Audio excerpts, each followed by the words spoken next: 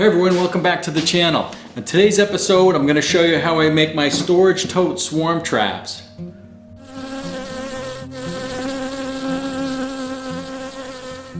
I've used these for a couple years and they've been pretty handy. I had these extra storage totes around and found out that they perfectly fit a deep frame. So I made a number of the traps.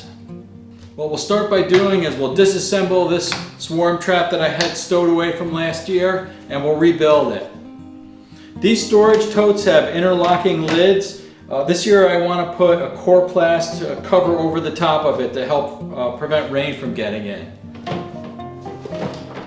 Inside of the main cover I have a cut to size piece of high density polyethylene that I believe keeps the bees from building comb up on the inside of the lids. It acts as an extra barrier. This trap was stored away with cedar wood chips bought from Tractor Supply. They seem to work pretty good at keeping moths away. These are a mix of frames from a few years back. Some of them have wax moth debris on them. Others are just, this is a medium without any comb on it. They have a good smell to them. I think that's a benefit to the trap. I'll pull these all out.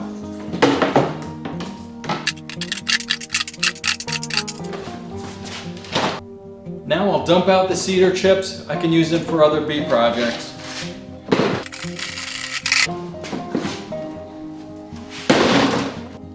This trap has two wooden dowels to support the frames. They're spaced at just the right distance for the frames to hang on here. They're 3/8 inch dowels and I drilled 4 holes to insert them through.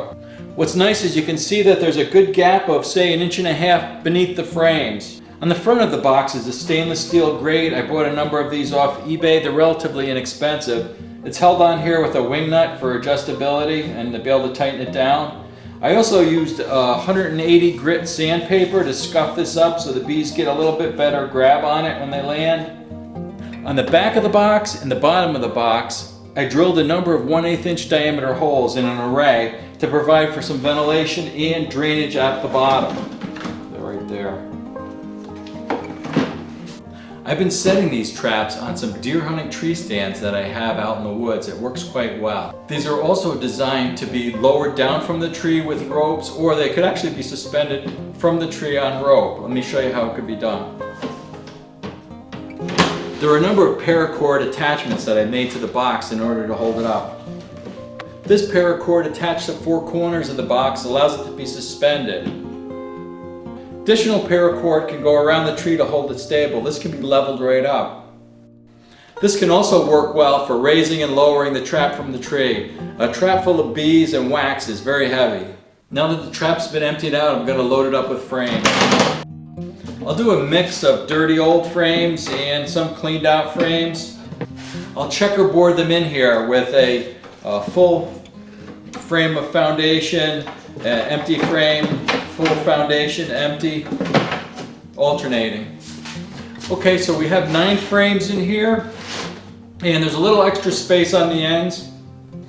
What I like to do is once I have the trap set, I'll double check that they're pushed together and centered. There's a chance of a little bit of comb on the outside. The HDPE inner cover will minimize any comb building on top of the frames. Might be a little bit down on the end.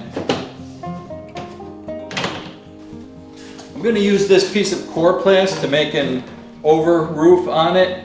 I'll get the heat gun out and heat it up to shape it. I'll mark it with a Sharpie so I know where to bend it.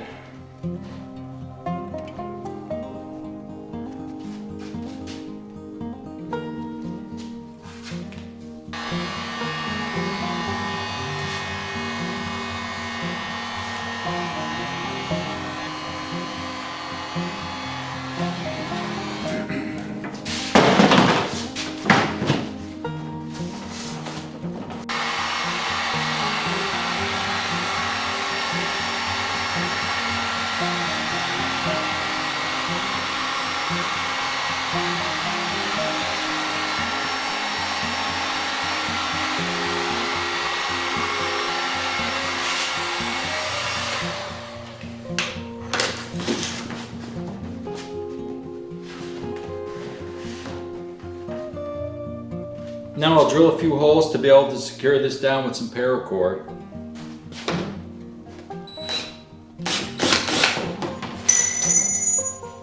Whoops.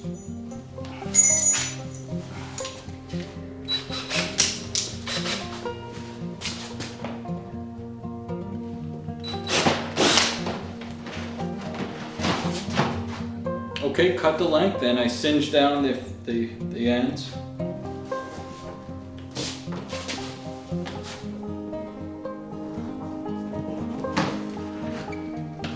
Okay, this trap is all set. I've got 3 more to do, and we'll take this out and set it up in a tray. Thanks for watching. If you liked the video, please give us a thumbs up. If you have any questions, please put them in the comments below and I'll do my best to try to answer them. As always, please subscribe because it'll help to encourage me to produce more videos.